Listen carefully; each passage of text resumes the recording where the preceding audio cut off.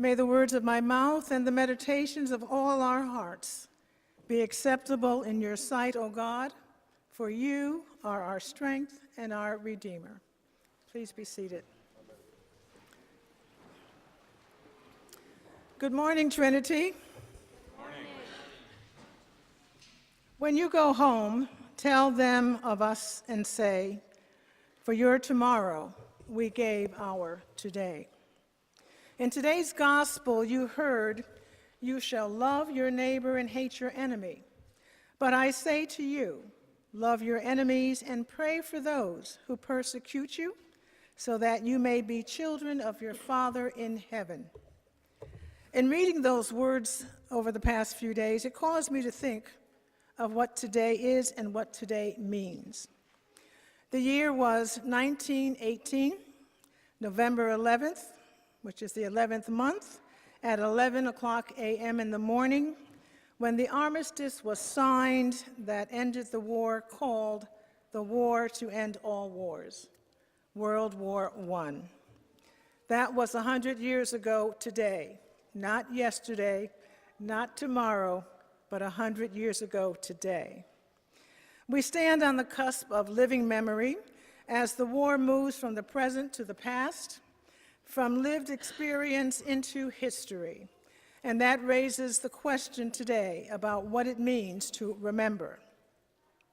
As Christians, while we should certainly remember those who fought and died, we have an obligation to do more than remember only for the sake of the past.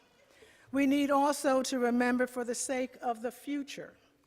Today for me is not a Victory Sunday, or in this country, a Veterans Day weekend. To me, it is a Remembrance Sunday. It is not simply a commemoration of the past, or simply a commemoration of those who fought, though we certainly do both.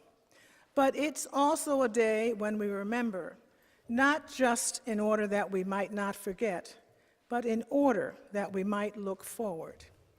So to return to a part of those words I quoted a few minutes ago, for your tomorrow, we gave our today. So how do we love our enemies and pray for those who persecute us? To ground this for a moment, think of the central experience, the death of Jesus on the cross. In remembering it, we should not hide the horror of the brutal death or seek to sanitize it or minimize it in bland phrases. That would be to strip it of its meaning. That would be to reduce the cross to an abstract geometric design devoid of emotional resonance.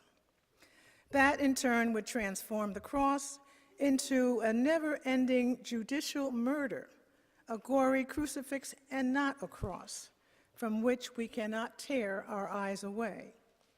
So while the cross cannot be abstract, nor can we afford to remain forever suspended simply in that moment of Jesus' most excruciating pain, we move on.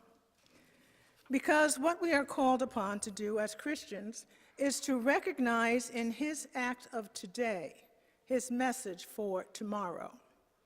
The message that from that violent death flows all the hope we've ever had in the forgiveness of our sins, in our reconciliation with God, and in the healing of our violent, broken world. As Christians, we must balance past, present, and future. So to return to my earlier question, how do we properly remember and why as we move from that moment of that living memory? How do we remember and why what is now slipping into the past in a way that still links us to the present? Let's look at it in two parts. When you go home, tell them of us and say, and there are some words that come behind that. The key evocative word here is home, but it's not evocative in a sentimental way, but matter-of-factly, not used as an appeal to patriotism, nor used to deflect the reality of painful, violent death.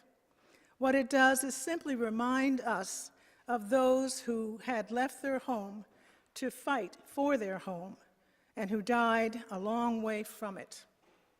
But there is no triumphalism about that sacrifice, only a simple request to take back to that home the story of what they had done and to tell it to others. A simple request not to be forgotten. When you go home, tell them of us and say, and I'll fill in the dots. This makes clear for us the sacrifice that was made by many. It's not really all about fighting, because we've always fought, or about inducting another generation into the cycle of violence. It's about a sacrifice made to secure a tomorrow where people at home can live in peace, because today people far from home have died in violence. It's in the spirit of the sacrifice that Jesus made on the cross 2,000 years ago, when for our tomorrow, he gave his today. So as the old soldiers who moved into history, the epitaph for them is simplicity in its modesty, in its honesty, and in its hopefulness, and can show us as Christians how to remember a past that we did not experience. How to remember that past in a way that honors the dead of yesterday and the living of tomorrow. How to remember the past in a way that looks back in gratitude and forward in hope. When you go home, tell them of us and say, for your tomorrow we gave our today. When you go home, tell them of us and say, for your tomorrow we gave our today.